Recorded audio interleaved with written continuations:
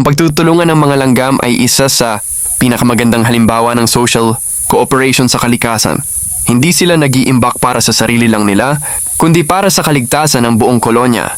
Narito ang mga pangunahing dahilan kung bakit nila ito ginagawa. 1. Survival ng kolonya. Ang mga langgam ay itinuturing na eusocial insects. Ibig sabihin ang layunin ng bawat isa ay hindi ang sariling kapakanan kundi ang protection ng queen at ang pagpapalaki ng mga larva, baby ants.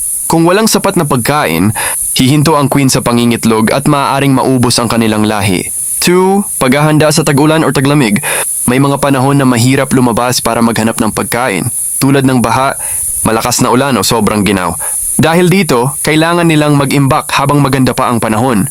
Ang pagtutulungan ay nagpapabilis sa prosesong ito. Mas maraming workers, mas mabilis mapuno ang imbakan. 3. Efficiency, pagkakaiba-iba ng trabaho.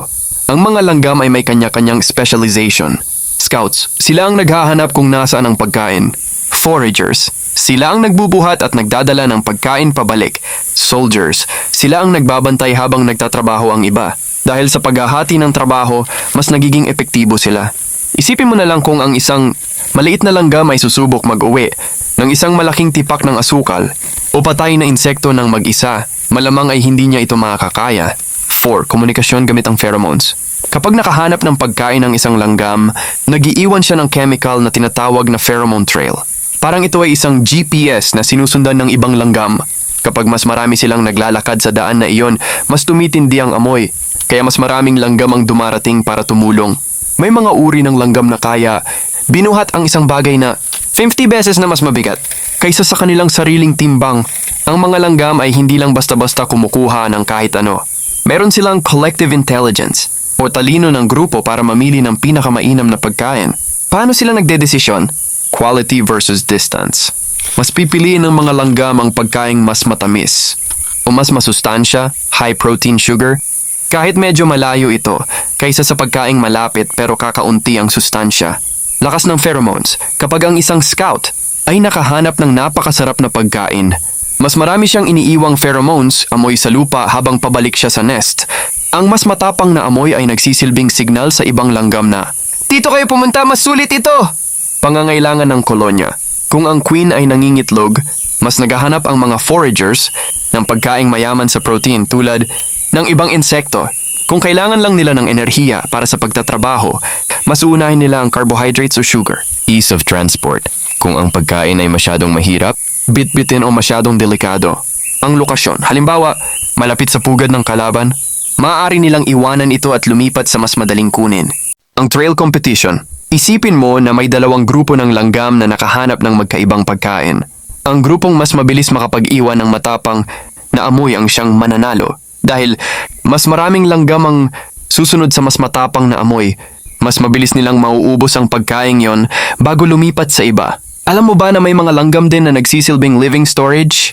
May tinatawag na honeypot ants kung saan ang ibang langgam ay nilalamo ng lahat ng nectar hanggang sa lumaki ang kanilang tiyan na parang ubas para magsilbing imbakan ng pagkain ng buong grupo. Ang mga antena ng langgam ay parang kanilang super sensors. Ito ang nagsisilbi nilang ilong, kamay, at kung minsan ay pandinig. Kapag nakita mong nagdidikit ang mga antena ng dalawang langgam, parang nagbubulungan, isa tawag sa prosesong ito ay antenation. Narito ang nangyayari sa likod ng kanilang pag-uusap. Unang pagkilala sa kaibigan o kaaway, bawat kolonya ay may sariling kakaibang amoy o chemical signature. Sa pamamagitan ng pagtap ng kanilang antena sa isa't isa, nalalaman nila agad kung ang kaharap nila ay kasama sa bahay o isang intruder na dapat atakihin. 2. Pagsasalin ng impormasyon, trophallaxis. Madalas habang nag-uusap gamit ang antena, nagkakaroon din sila ng trophallaxis o ang pagpapalitan ng likidong pagkain mula sa bibig patungo sa isa pang bibig. Habang ginagawa ito, nagpapasa rin sila ng mga chemical signal na nagsasabi kung ano ang kalagayan ng kalusugan ng kolonya o kung anong uri ng pagkain ang kailangan. 3. Direksyon at babala.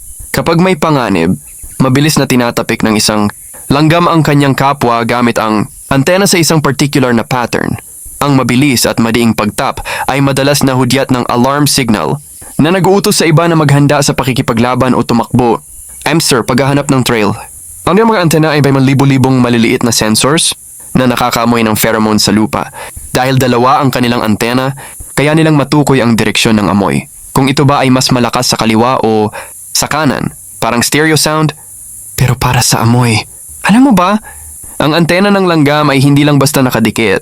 Ito ay sobrang flexible dahil sa mga joints nito, kaya nilang i-scan ang paligid sa iba't ibang anggulo. Kung nagustuhan mo ang ganitong content, like and subscribe ka sa aming YouTube channel para updated ka pag meron kaming bagong upload na video. Maraming salamat sa panonood.